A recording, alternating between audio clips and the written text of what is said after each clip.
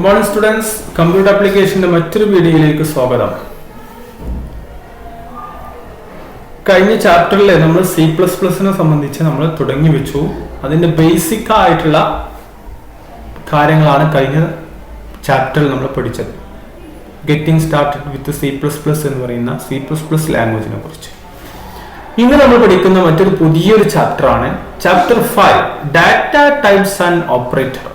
Data types and operator എന്ന് പറയുന്ന വളരെ പ്രധാനപ്പെട്ട ഒരു പാഠമാണ്. അതായത് രണ്ട് കാര്യങ്ങളാണ് നമ്മൾ ചർച്ച ചെയ്യുന്നത്. ഒന്ന് ഡാറ്റ ടൈപ്പ് എന്താണ്, അതുപോലെ ഓപ്പറേറ്റേഴ്സ് ഏതൊക്കെയാണ്, ഇവയാണ് നമ്മൾ പഠിക്കുന്നത്. ഓക്കെ, ശ്രദ്ധിച്ച് ക്ലാസ് കേൾക്കണം. വളരെ ഇമ്പോർട്ടൻ്റ് ആയ ലെങ്തി ആയ ചാപ്റ്ററാണ് data types and operators. Okay, നമുക്ക് ചാപ്റ്ററിലേക്ക് കടക്കാം. ഫസ്റ്റ് നമ്മൾ ഡിസ്കസ് ചെയ്യുന്നത് ഡാറ്റകളെ സംബന്ധിച്ചാണ്. ഡാറ്റ ടൈപ്സിനെ സംബന്ധിച്ച് നമുക്ക് പറയാം. പലതരത്തിലുള്ള ഡാറ്റകളുണ്ട്. പലതരത്തിലുള്ള ഡാറ്റകൾ നമുക്കറിയാം. നമ്പറുകള്, അതുപോലെ ക്യാരക്ടേഴ്സുകള്, പോയിന്റ് ഉള്ള നമ്പറുകള്, ഇവയൊക്കെ ഡാറ്റകളാണ് അല്ലെ. Data are available in different form like numbers, real numbers, characters, words, ഇവയൊക്കെ എന്താണ് ഡാറ്റകൾ അല്ലെ. എന്താണ് ഡാറ്റ ടൈപ്പ് എന്ന് പറഞ്ഞാൽ? Data type are the means to identify the nature of the data. ഡാറ്റയുടെ സ്വഭാവം ഐഡന്റിഫൈ ചെയ്യാൻ അതിനെ എന്താണ് അർത്ഥമാക്കുന്ന ഒരു ഒന്നാണ് data type. Data type are the means, അതുകൊണ്ട് അർത്ഥമാക്കുന്നതാണ് to identify the nature of the data. ഡാറ്റയുടെ സ്വഭാവം ഐഡന്റിഫൈ ചെയ്യുക എന്നാണ് ഡാറ്റ ടൈപ്സ് കൊണ്ട് അർത്ഥമാക്കുന്നത്. അതുപോലെ and the set of the operation that can be performed on the data അല്ലെ. ഡാറ്റയിൽ പെർഫോം ചെയ്യേണ്ട എങ്ങനെ പെർഫോം ചെയ്യുന്നത്, ഇതുപോലെ ഓപ്പറേഷൻസ്, ഒരു കൂട്ടം ഓപ്പറേഷൻസ്, ഇതിനൊക്കെ വേണ്ടിയിട്ടാണ് ഡാറ്റ ടൈപ്സ് ഉപയോഗിക്കുന്നത്. അപ്പൊ ഇതാണ് ഡാറ്റ ടൈപ്സ് എന്ന് പറയുന്നത്. Data types are the means to identify the nature of the data. Okay, ഇതിൽ നമ്മൾ പഠിക്കുന്ന വാരിയബിൾസ് എന്താ വാരിയബിൾസ് എന്ന് പറയാം. എന്തിനാണ് ഉപയോഗിക്കുന്നത്? വാരിയബിൾസ് ആർ യൂസ്ഡ് പേരുകൾക്കാണ്, അതായത് ഐഡന്റിഫൈ പേരുകൾക്കാണ് എന്താ പറയാ വാരിയബിൾസ് എന്ന് പറയാം. എന്തിനാണ് ഉപയോഗിക്കുന്നത്? Variables are used to programs to referencing data. ഡാറ്റയെ റെഫറൻസ് ചെയ്യാൻ വേണ്ടി പ്രോഗ്രാമിൽ ഉപയോഗിക്കുന്നതാണ് variable. Data types are the necessary to declare variables.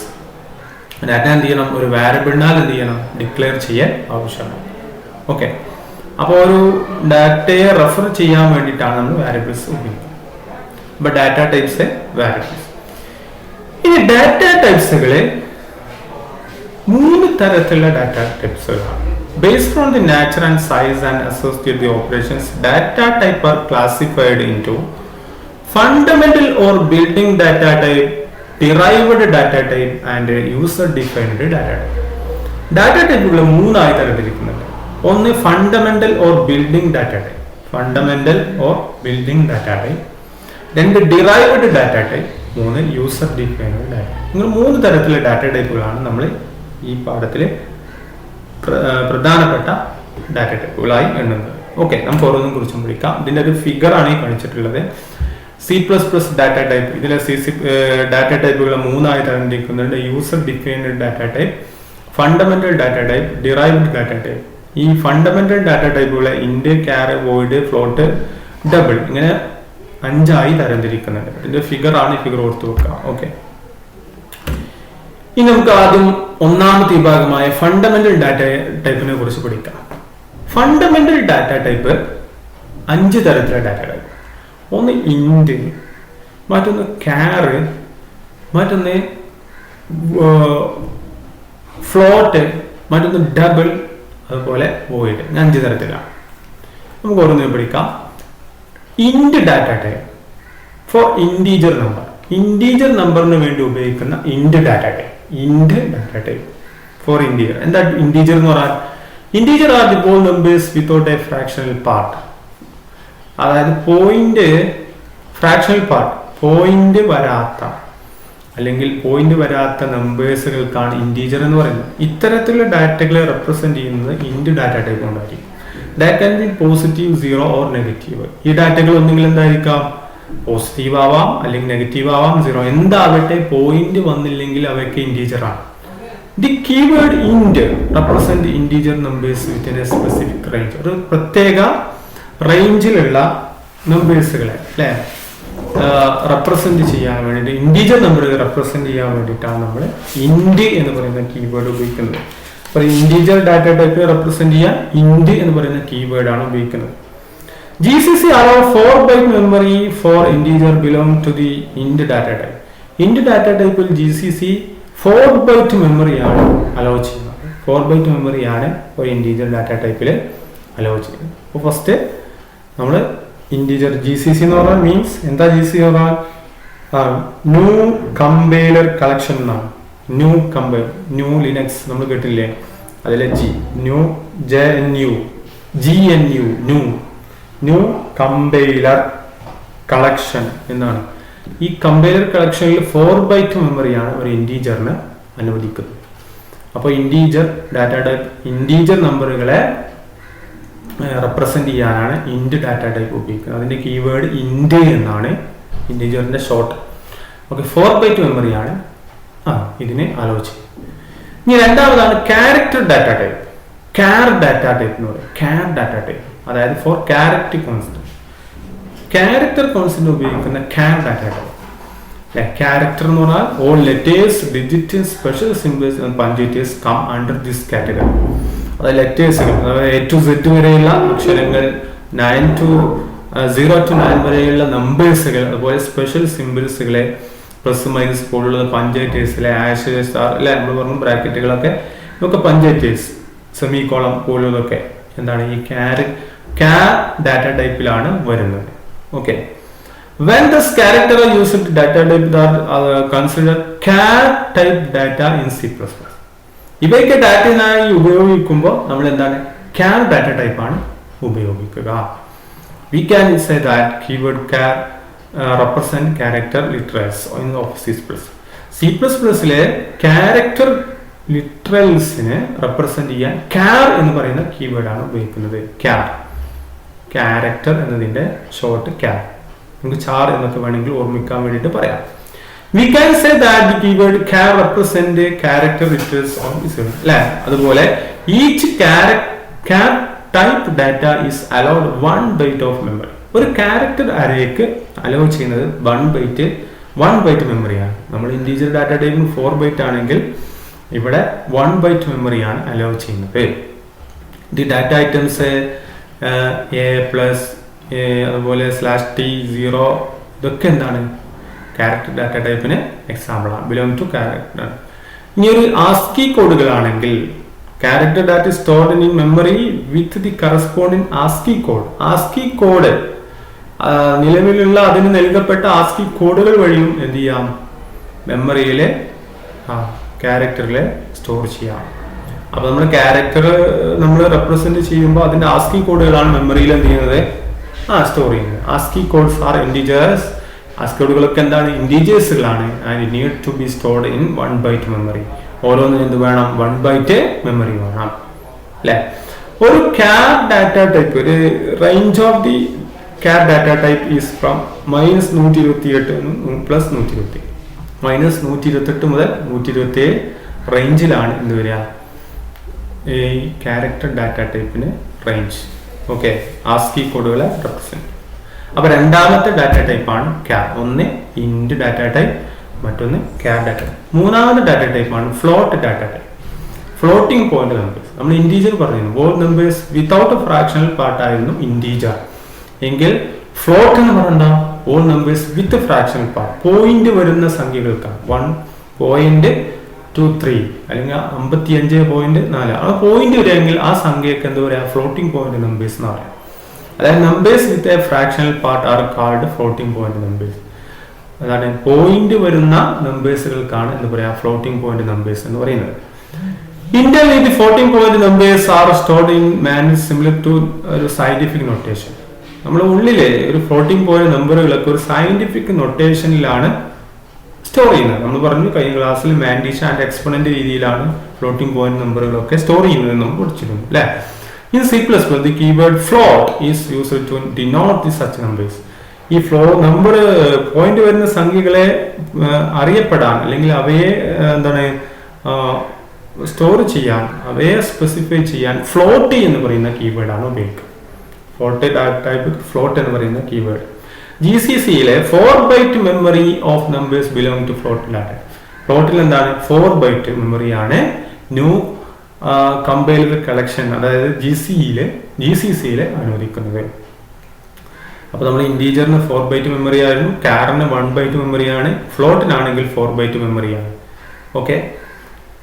The numbers of the data type has normally the precision of 7 digit. ഒരു ഫ്ലോട്ട് ഡാറ്റ ടൈപ്പില് അതിന് range ഉണ്ട്, അതായത് 7 digit ആണ് അതിന്റെ പ്രിസിഷൻ വരുന്നത്. ടോട്ടൽ എത്ര ഉണ്ടാവും? 7 ഡിജിറ്റുകളാണ് ഉണ്ടാവുന്നത്. അതിന്റെ മുകളിൽ വരുമ്പോൾ അതിന്റെ അപ്ഡേഷൻ ആയി ഡബിളിലേക്ക് മാറും. ഓക്കെ. ഈ നമ്പർ നമ്മൾ നോക്കൂ, ഒരു ഉദാഹരണം നോക്കൂ. 47281.97. ഇതിനെ നമുക്ക് എന്ത് ചെയ്യാം? സയന്റിഫിക് നൊട്ടേഷനിൽ എങ്ങനെ എഴുതാം? 0.47289197 ഇൻറ്റു 10⁵ എന്ന് കൊടുക്കാം. ഇവിടെ 1 2 3 4 5 ഇൻറ്റീജേഴ്സ് നമ്പറുകളുണ്ട് അല്ലെ. അപ്പൊ അവിടെ നമ്മൾ പവർ 5 എന്ന് കൊടുക്കണം അല്ലെ. The first part of the number, അതായത് 0.47281 എന്നുള്ള എന്ത് പറയാം? മാൻഡീഷ എന്ന് പറയും. അതായത് പിന്നെ പവർ 5 ഓഫ് ദി 10ന്റെ പവർ 5 ഇതെന്താണ്? Called exponent. അതിനെന്ത് പറയും? എക്സ്പൊണന്റ് എന്നും വിളിക്കും. ഓക്കെ. ഇതാണ് ഫ്ലോട്ട് ഡാറ്റ. ഇനി ഡബിൾ ഡാറ്റ ടൈപ്പ്, നാലാമത്തെ വിഭാഗമാണ് double data type. For double precision floating point numbers. Okay. Floating point numbers with more precision. Floating അതിന് ഒരുപാട് പ്രിസിഷൻ ഉണ്ട്. നമ്മൾ പറഞ്ഞു 7 ഡിജിറ്റുകളാണ് ഉണ്ടാവുന്നത്. അപ്പൊ അതിനെ കൂടുതൽ വന്നാലോ? Such numbers are represented by double data type. നമ്മൾ കൂടുതൽ പ്രിസിഷൻ വരുന്ന നമ്പറുകളെ റെപ്രസെന്റ് ചെയ്യാനാണ് ഡബിൾ വരുന്നത്. അപ്പൊ 7നേക്കാൾ കൂടുതൽ വന്നാൽ the range of numbers that can be handled by the float it extended by this data type. അപ്പോൾ ഇതിനേക്കാൾ കൂടുതൽ പ്രിസിഷൻ വേണമെങ്കിൽ അതെന്ത് ചെയ്യും? ഫ്ലോട്ട് ആയിട്ട് എന്ത് ചെയ്യും? അതിനെ എക്സ്റ്റെൻഡ് ചെയ്യും. GC reserves 8 byte for storing a double precision value. ഡബിളിന് 8 ബൈറ്റ് മെമ്മറിയാണ് GCC റിസർവ് ചെയ്യുന്നത്. The precision of double data type generally 15 digit. എന്നാൽ ഈ ഡബിളിലും എന്തുണ്ട്? ഒരു ലിമിറ്റ് ഉണ്ട്. എത്ര? 15 ഡിജിറ്റുകളാണ് ജനറലി ഒരു ഡബിൾ ഡാറ്റ ടൈപ്പ് അലോ ചെയ്യുന്നത്. അപ്പൊ 50യുടെ മുകളിൽ പോയാൽ എന്ത് ചെയ്യും? ചിലപ്പോൾ ടൈപ്പ് മോഡിഫയർ ആയിട്ട് മാറും നമ്മൾ പറയും. ഓക്കെ. അപ്പൊ ഫ്ലോട്ടിൽ 7 ഡിജിറ്റുകളാണെങ്കിൽ ഡബിളിന് 15 ഡിജിറ്റുകളാണ് വരുന്നത്. ഓക്കെ. ഇനി അഞ്ചാമതൊരു ഡാറ്റ ടൈപ്പാണ് void data type. For null or empty set of value എന്ന് പറയും. The data type void is keyword. Void is a keyword and it indicate an empty set of value. ഒരു empty set of ഡാറ്റയുടെ empty set, അത് null വാല്യൂവിനെ indicate ചെയ്യാനും ഉപയോഗിക്കുന്ന ഒരു data ടൈപ്പാണ് വോയിഡ്. അത് വോയിഡ് ഡാറ്റ ടൈപ്പിന് എന്തില്ല? അതിന് മെമ്മറി വേണ്ട. Required any memory space. Does not required any space. Memory space വേണ്ട ആവശ്യമില്ല അല്ലെ. അതായത് എന്താണ്? എംപ്റ്റി സെറ്റ് ഡാറ്റയെ ഇൻഡിക്കേറ്റ് ചെയ്യാനാണ് വോയിഡ് ഉപയോഗിക്കുന്നത്. വോയിഡ് എന്ന് പറയുന്ന കീവേഡ് തന്നെയാണ് ഉപയോഗിക്കുന്നത്. ഓക്കെ. ഇങ്ങനെ 5 തരത്തിലുള്ള ഡാറ്റകളാണ് fundamental data type. 1 int, 2 char, 3 float, 4 double, 5 void. ഓരോന്നിന്റെയും കീവേഡും മെമ്മറി സൈസും. ഇന്റ് ആണെങ്കിൽ ഇന്റീജർ ഡാറ്റ ടൈപ്പിന് വേണ്ടിയിട്ടാണ് അതിന് ഇന്റ് എന്ന് പറയുന്ന കീവേഡാണ് ഉപയോഗിക്കുക. അതുപോലെ അതിന് 4 ബൈറ്റ് മെമ്മറിയാണ് ആവശ്യം. അതുപോലെ ക്യാറിന് ക്യാരക്ടർ കോൺസ്റ്റന്റിന് വേണ്ടിയിട്ടാണ് ഉപയോഗിക്കുന്നത്, റെപ്രസെന്റ് ചെയ്യാൻ ഉപയോഗിക്കുന്നത്. ക്യാർ എന്ന് പറയുന്ന കീവേഡാണ് ഉപയോഗിക്കുക. 1 ബൈറ്റ് മെമ്മറിയാണ് ആവശ്യം.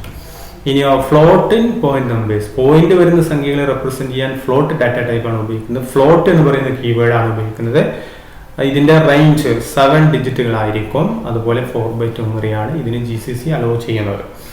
ഓക്കെ. പിന്നെ ഇതിന് മാൻഡീഷ ആൻഡ് എക്സ്പൊണന്റ് രീതിയിലാണ്, സയന്റിഫിക് നൊട്ടേഷനിലാണ് ഇത് റെപ്രസെന്റ് ചെയ്യുക. ഓക്കെ. ഇനി ഡബിൾ ഡാറ്റ ടൈപ്പോ, ഇതിലെ കീവേഡ് ഡബിൾ എന്ന് പറയുന്ന കീവേഡാണ് ഉപയോഗിക്കുന്നത്. അതായത് 15 ഡിജിറ്റ് എന്താണ് പ്രിസിഷൻസ് ഉള്ളതാണ്. അതുപോലെ 8 ബൈറ്റ് മെമ്മറിയാണ് ഡബിളിന് വേണ്ടത്. ഇനി വോയിഡ് ഡാറ്റ ടൈപ്പോ, അത് എംപ്റ്റി സെറ്റ് വാല്യൂസിന് വേണ്ടിയിട്ടാണ്. ഇതിന് എന്താണ് not required, does not required any memory space. ഒരു മെമ്മറി സ്പേസ് ആവശ്യമില്ലാത്ത ഒന്നാണ് വോയിഡ് ഡാറ്റ ടൈപ്പ്. അതിൻ്റെ ഒരു ഫിഗർ ആണ് ഒരു ടാബിളോയി കാണിക്കുന്നത്. Name, description, size and range അല്ലെ, ഓരോന്നിൻ്റെയും ഓരോ ഡാറ്റ ടൈപ്പും അതിൻ്റെ ഡിസ്ക്രിപ്ഷൻ, അതിൻ്റെ പൂർണ്ണ രൂപങ്ങൾ, അതുപോലെ അതിന് അനുവദിച്ചുള്ള ബൈറ്റുകൾ, അതുപോലെ അതിൻ്റെ റേഞ്ചസുകൾ, ഇതാണ് കാണിക്കുന്നത്.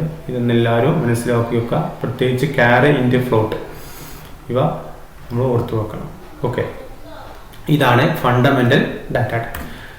ഈ ഡാറ്റ ടൈപ്പിന്റെ രണ്ടാമത്തെ വിഭാഗമാണ് യൂസർ ഡിഫൈൻഡ് അല്ലെങ്കിൽ അതുപോലെ ഡിറൈവ്ഡ് ഡാറ്റ ടൈപ്പ്. ഇങ്ങനെ രണ്ട് തരത്തില് നമ്മൾ ഡാറ്റ ടൈപ്പിന് മൂന്നായി തരംതിരിച്ചിരിക്കുന്നു. ഒന്ന് ഫണ്ടമെന്റൽ അല്ലെങ്കിൽ ബിൽഡിംഗ് ഡാറ്റ ടൈപ്പ്, രണ്ടാമത് യൂസർ ഡിഫൈൻഡ് ഡാറ്റ ടൈപ്പ്, മൂന്ന് ഡിറൈവ്ഡ് ഡാറ്റ ടൈപ്പ്. ഇനി നമുക്ക് എന്താണ് user defined data type, derived data type എന്ന് പഠിക്കാം.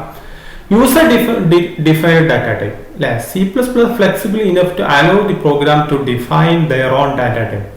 ഒരു പ്രോഗ്രാംസ് സ്വന്തമായി ഡാറ്റ ടൈപ്പുകൾ ഉണ്ടാക്കാൻ C++ന് കഴിയും. ഫ്ലെക്സിബിൾ ഇനഫ് അല്ലെ, അതായത് സ്വന്തമായിട്ട് പ്രോഗ്രാമർ സ്വന്തമായി ഉണ്ടാക്കുന്ന ഡാറ്റ ടൈപ്പുകൾക്കാണ് എന്ന് പറയുന്നത് യൂസർ ഡിഫൈൻഡ് ഡാറ്റ ടൈപ്പ് എന്ന് പറയുന്നത് അല്ലെ. പ്രോഗ്രാമർക്ക് സ്വന്തമായിട്ട് ക്രിയേറ്റ് ചെയ്യാം.